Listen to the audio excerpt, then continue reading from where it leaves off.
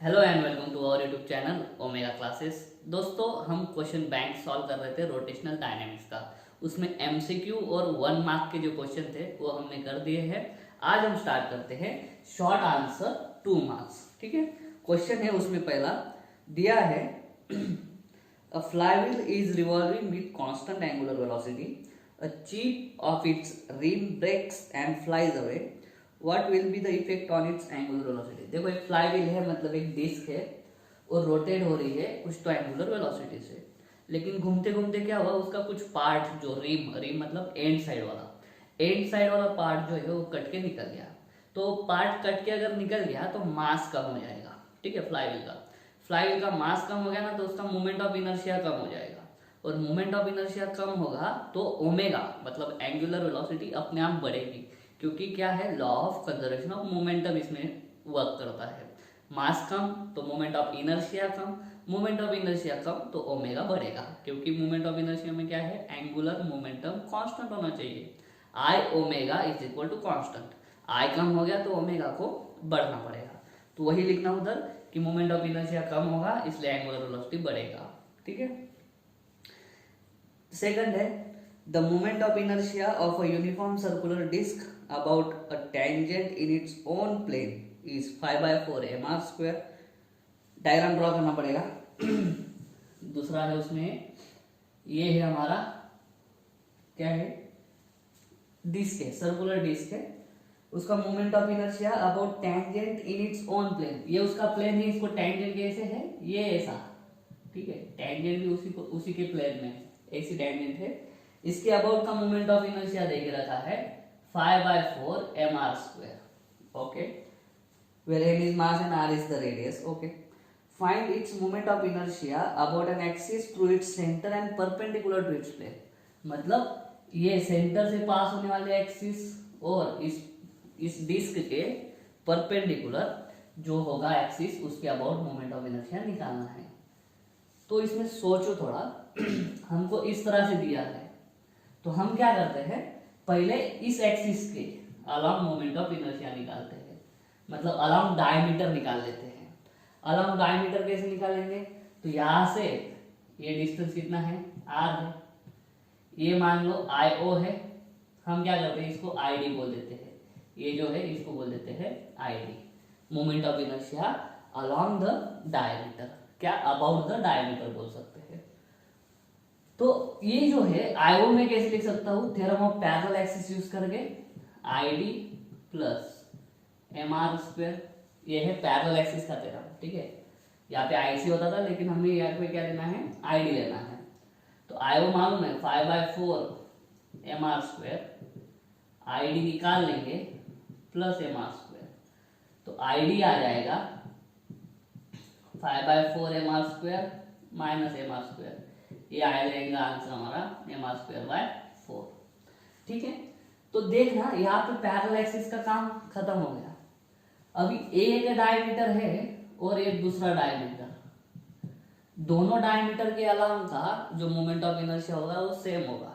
मतलब अगर ये डायमीटर के अलावा मोमेंट ऑफ इनर्शिया mr²/4 है, तो इस डायमीटर के अलावा का भी मोमेंट ऑफ इनर्शिया होगा उतना ही। ये क्यों है, अभी हमें निकालना है ये एक्सिस का। तो थ्योरम ऑफ परपेंडिकुलर एक्सिस क्या बोलता है, इस एक्सिस के अलावा का moment of inertia is equal to this axis के अलावा का moment of inertia plus this axis of इसके अबाउट मोमेंट ऑफ इनर्शिया। तो ये ID है, तो ये भी कितना होता है, ID।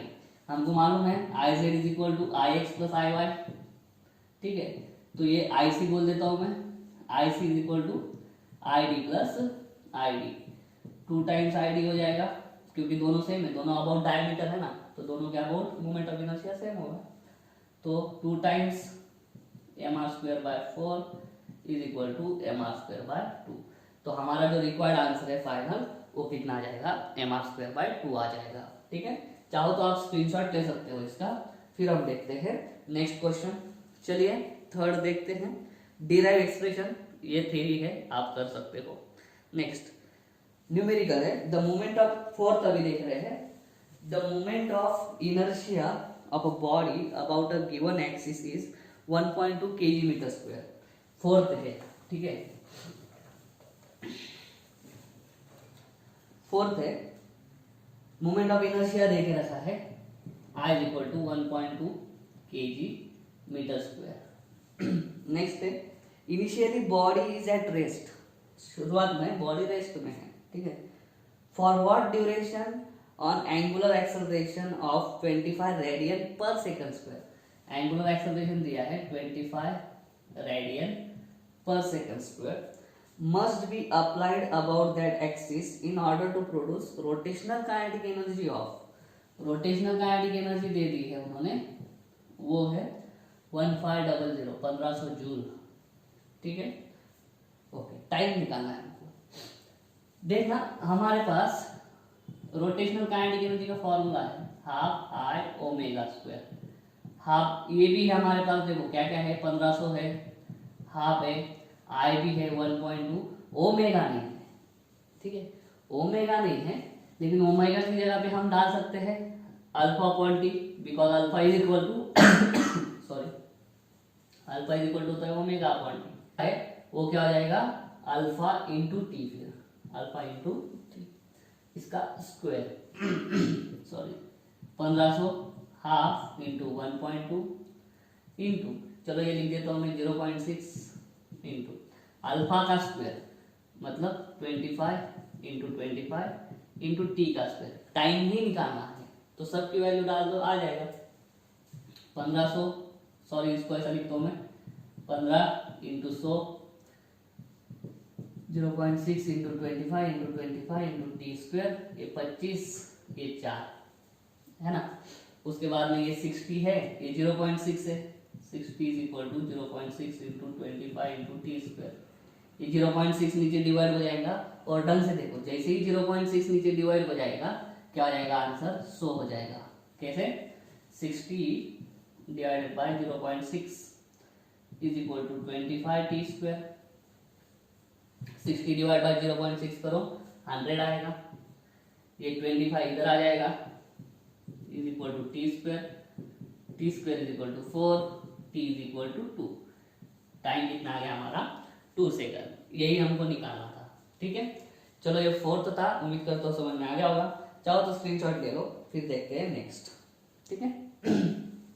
चलो फिफ्थ करते हैं, a bucket containing water is tied to one end of rope 5 metre long. अभी उसको घुमाएंगे, मतलब ये जो रोप है उसका लेंथ मतलब क्या रेडियस आ जाएगा 5 metre, and is rotated in a vertical circle about the other end, find the number of rotations per minute, RPM निकालना है, ठीक है, per minute in order that the water may not spill. अभी water spill कब होगा, नीचे जब bucket होंगे तब वाटर स्पिल नहीं होगा, जब ऊपर होगी बकेट तब वाटर स्पिल होगा। तो ऊपर कितनी वेलोसिटी चाहिए मिनिमम, तो वो वाला कंसेप्ट यूज करेंगे हम, v हमको मिनिमम चाहिए होती है इतनी, r इंटू जी, ठीक है।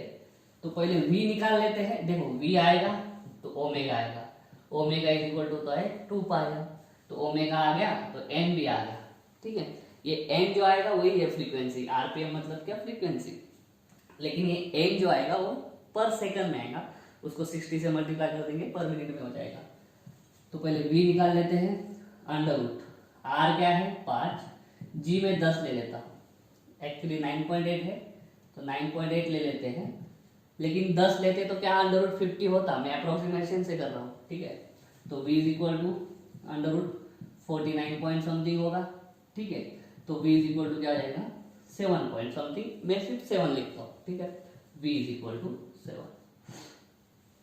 अभी क्या होगा r omega is equal to 7, ठीक है, v इज इक्वल टू क्या होता है r omega, omega is equal to 7 by r लेकिन क्या है आपका 5, देयरफॉर 2 पाई n, ओमेगा होता है 2 pi is equal to 7 by 5, तो n is equal to 7 upon, ये 2 पाई के नीचे चल जाएगा 10 पाई, लेकिन अभी ये जो n आएगा ना वो आएगा पर सेकंड, हमको पर मिनट चाहिए तो मैं इंटू 60 कर लेता हूँ, 0 0 cut 42 upon 3.14 is equal to 2 से डिवाइड कर दो 1.57, इसको सॉल्व करोगे, इसको अगर सॉल्व करोगे तो आंसर बराबर आएगा 13.37 आरपीएम, ठीक है, ये वाला आंसर आपका हो जाएगा। धीरे धीरे जाना, स्टेप बाय स्टेप जाना, आपको समझ में आ जाएगा। ठीक है, ये था फिफ्थ, हाँ ये था फिफ्थ वाला। अभी करते हैं चलो सिक्स। चलिए दोस्तों, सिक्स दिया है बॉडी वेइंग 0.5 kg, मास दिया है 0.5 kg, tied to a string is projected with velocity 10 metre per second. उसको वेलोसिटी दी है 10 metre per second. Okay, the body starts whirling in a vertical circle if the radius of circle is 0.8 metre. Radius देख रखा है 0.8 metre. Find the tension in the string when the body is at the top. When the body is at the top, tension at the top. तो tension at the top निकालना है। यहाँ पे velocity दी नहीं हमको। देखो अगर हम नॉर्मल तरीके से जाएंगे, ठीक है, ये टॉप है, उसके बाद में mg डाउनलोड होता है, टेंशन भी डाउनलोड होता है, दोनों मिलके सेंट्रीपिटल फोर्स प्रोवाइड करते हैं। अगर ऐसा लिखेंगे tension plus mg is equal to mv square upon r, तो आपको टेंशन जीरो ही मिलेगा, क्योंकि आपको टॉप की वेलोसिटी डालनी पड़ेगी यहाँ पे, और टॉप की वेलोसिटी होती है अंडर रूट rg वगैरह। इस तरीके से अगर आप सॉल्व करोगे t is equal to mv square upon r minus mg, तो आपका टेंशन आएगा जीरो, जो कि हमको नहीं चाहिए। तो ऐसे केसेस में हमें यहाँ की वेलोसिटी मालूम है, ऊपर वाली वेलोसिटी नहीं मालूम। वो जो अंडर रूट rg होती है वो मिनिमम रिक्वायर्ड होती है, हमको वेलोसिटी नहीं मालूम है, लेकिन ऊपर का फिर भी हमें टेंशन निकालना है। तो दूसरा फॉर्मूला आपको इसके लिए याद रखना है, tension at highest point is equal to m upon r u square minus 5gr। Top पे, अगर बॉटम पे होता ना, अगर बॉटम पे पूछते हैं माइनस की जगह पे प्लस कर देते थे आप, ठीक है। इज इक्वल टू मास दिया है 0.5, ये 0.8, यू स्क्वायर मतलब 10 स्क्वायर, ठीक है, माइनस 5, जी है 9.8 इंटू आर है 0.8, 0.5 अपॉन 0.8, 100 माइनस ये पूरा मल्टीप्लीकेशन करोगे तो 39.2 आएगा, ठीक है, इज इक्वल टू 0.5 अपॉन 0.8, ये करोगे 60.8 आएगा, ठीक है, और इसको सॉल्व करोगे तो आएगा 38 न्यूटन, ठीक है। आपके यहाँ पे दिया है 3.8 न्यूटन, लेकिन मेरा 38 आ रहा है, ठीक है।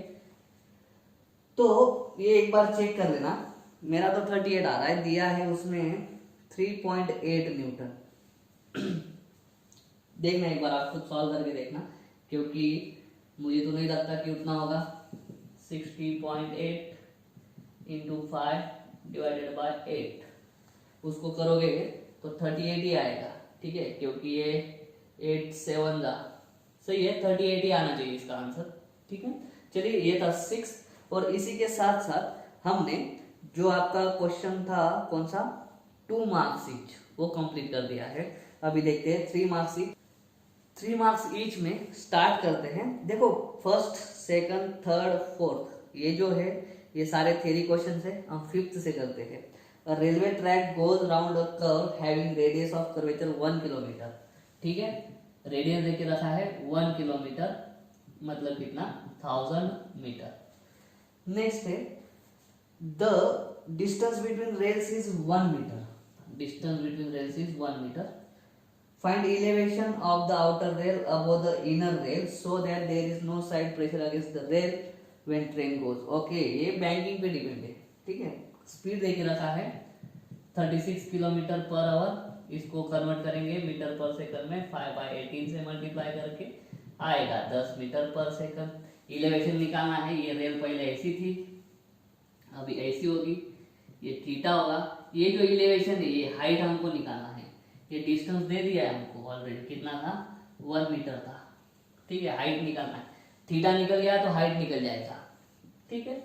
तो थीटा कैसे निकालते हैं, थीटा tan थीटा होता है v square upon R G, v है, v स्क्वायर हो जाएगा 100, r कितना है, r है 1000, और g में ले लेता हूँ 10, ठीक है।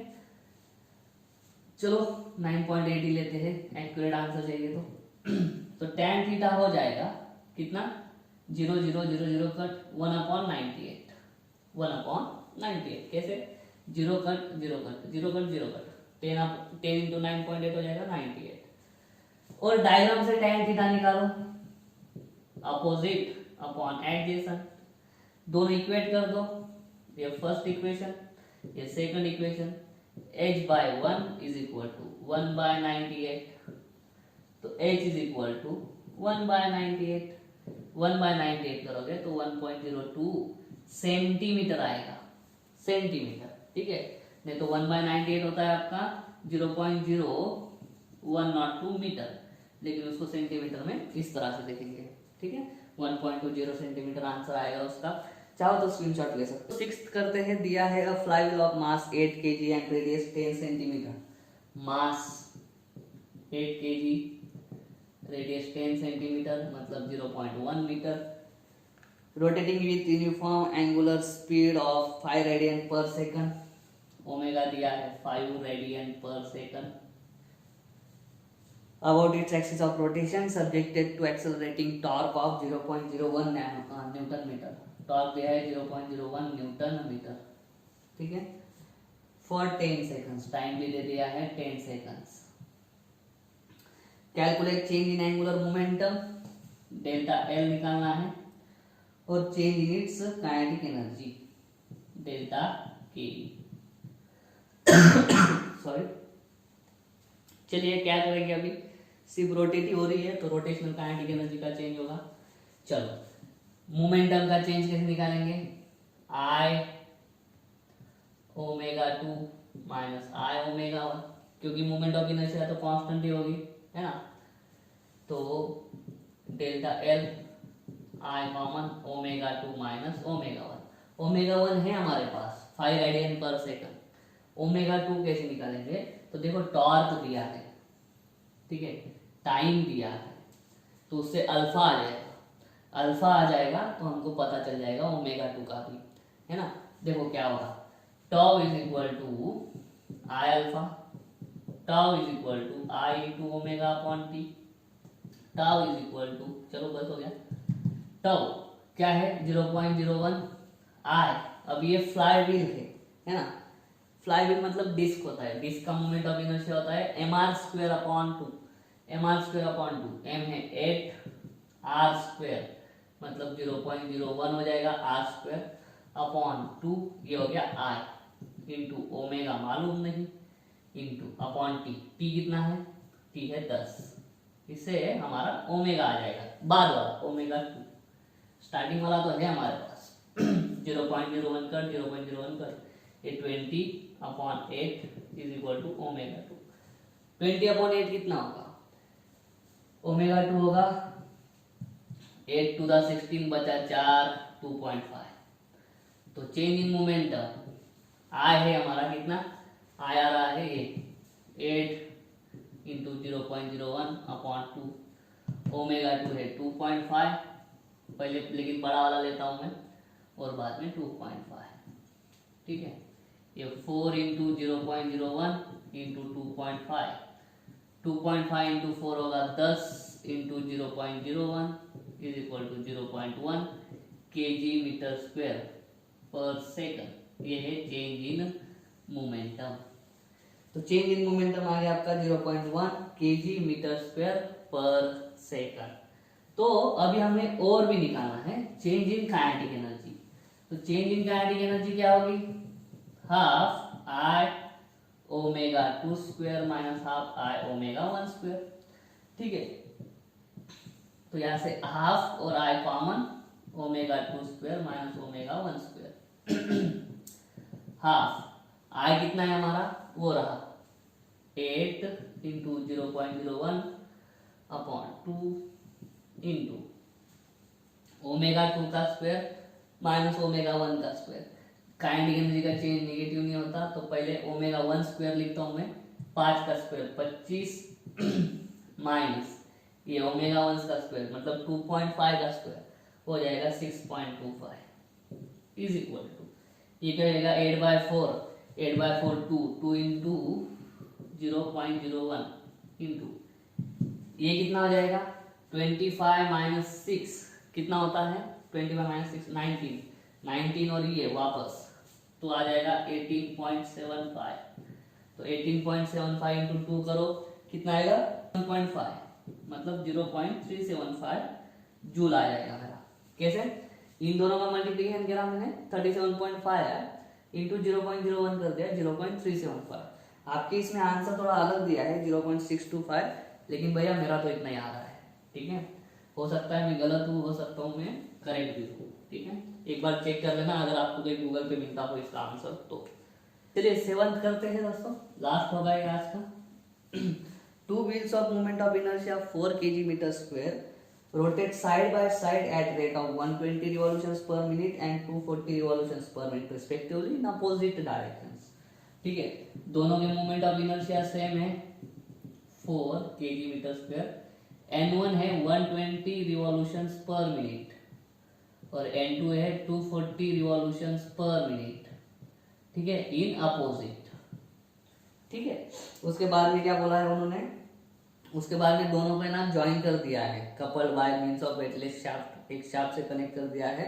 और उसके बाद में बोला है कि कॉमन एंगुलर स्पीड कितनी होगी, तो न्यू स्पीड ऑफ रोटेशन, मतलब नया आरपीएम निकालना है हमको। दोनों का अलग अलग दे दिया है।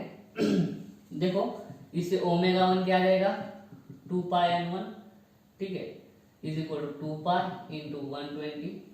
ω2 क्या आ जाएगा 2πn2, 2π इंटू 240।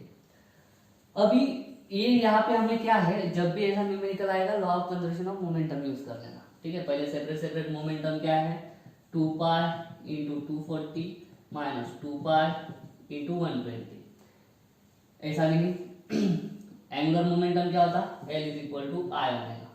तो I पहले बॉडी का निकालते हैं 4 इंटू 2π इंटू 120 और इसका 4 इंटू 2π इंटू 240। ऐसा क्यों, ये I ओमेगा 2 है, ये I ओमेगा 1 है।